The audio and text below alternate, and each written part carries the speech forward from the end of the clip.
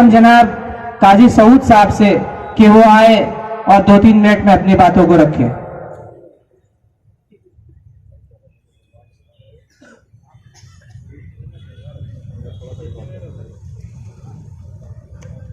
बिस्मिल्लाहिर्रहमानिर्रहीम।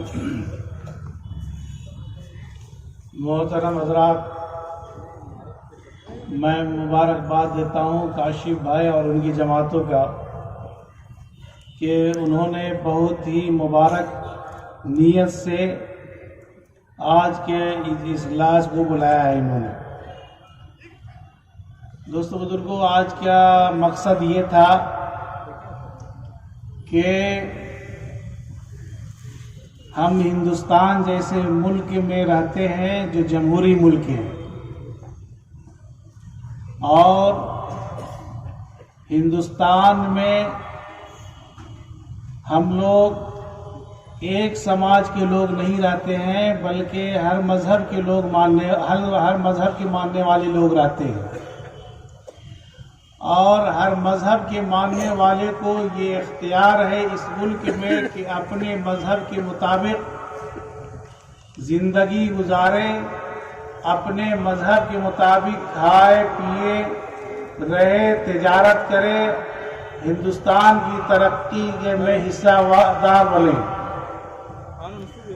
लेकिन आज हिंदुस्तान ऐसा मुल्क हो चुका है कि जिसमें ये सब चीज पर पाबंदियां लग रही हैं। मसलन हमारी नौकरी की बात आती है तो नौकरी में ऐसा हो गया है कि दलित, आदिवासी, मुस्लिम या इसी तरीके पिछड़े जितने जाति हैं, ये लोग जो तालीम हासिल करते थे वो स्कूलों में हासिल करते थे। सरकारी स्कूल में ये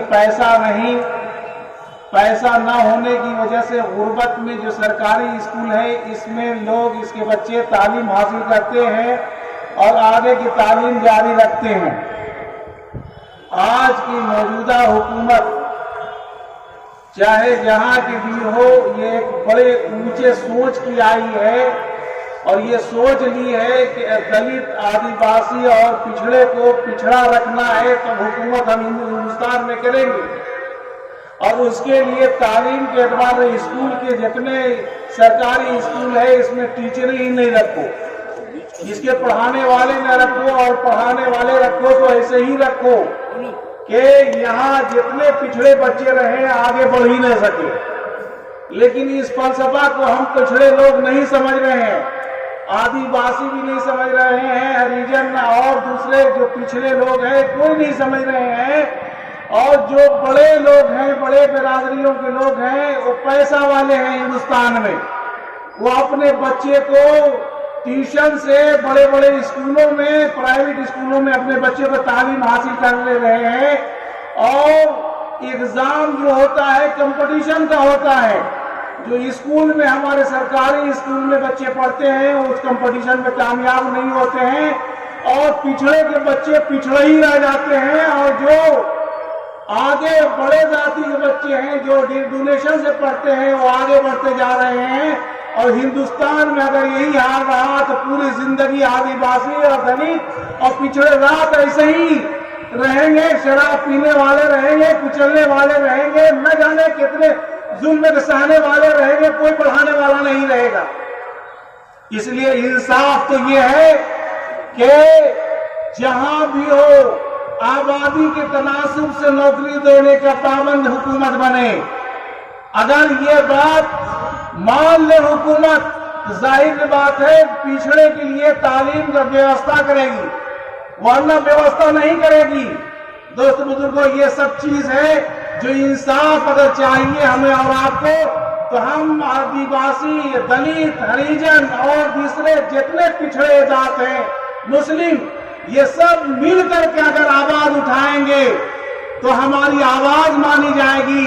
अगर हम एक ये कम्युनिटी ये सोच ले कि हमें आगे बढ़ना है, अगर हमें हिंदुस्तान में आगे बढ़ करके काम करना है, हिंदुस्तान की सेवा करना है, तो हम تعلیم کے اعتبار سے یا اسی طریقے سے ہماری تہذیب جو بگڑتی جا رہی ہے، ختم کی جا رہی ہے، اس کو بچانا ہے تو ہمیں متحد ہو کر کے حکمراں سے ہمیں کانٹا منوانا پڑے گا، لوہا منوانا پڑے گا کہ ہم اپنے سنویدھان میں کسی طریقے سے تبدیلی نہیں چاہتے ہیں۔ ہندوستان آئینی اعتبار سے، آئین کے اعتبار سے جمہوری ملک ہے، یہاں کے ماننے والے جمہوریت پر ایمان رکھتے ہیں۔ ہمیں کسی بھی صورت میں اس سنویدھان میں کسی بھی صورت میں چھیڑ چھاڑ نہ کیا جائے۔ یہ اگر ہم اور آپ مل کر کے کریں گے تو انشاءاللہ ہماری بات سنی جائے گی۔ اگر نہیں ملیں گے تو حکومت چاہتی ہے، بڑے لوگ چاہتے ہیں کہ ایسے ہی دلت لوگ بٹے ہوئے رہے اور آواز نہ اٹھا سکے، اور یہ جانتا ہے کہ مسلمانوں سے یہ لوگ کا تعلق ہوگا تو سوچ بھی بڑی ہو جائے گی، پڑھے لوگوں سے تعلق ہوگا تو سوچ بڑی ہو جائے گی۔ اس لیے لڑاؤ، مسلمانوں کے قریب ہونے مت دو۔ اس لیے دوستوں بزرگوں ہم کہیں گے دلت بھائی سے، پچھڑے بھائی سے کہ ہم اور آپ سب ایک ہیں، اور ایک رہ کر کے ہندوستان کی سیوا کرنے کے لیے ہمیں اور آپ کو آگے بڑھنا ہے۔ ہم اگر یہ طے کریں گے، اپنے لوگوں کو بڑھانے کی کوشش کریں گے تو انشاءاللہ دیکھیے گا بھارت میں ہمارا ایک پہچان ہوگا، ورنہ ہم روتے رہیں گے، کچھ نہیں ہوگا۔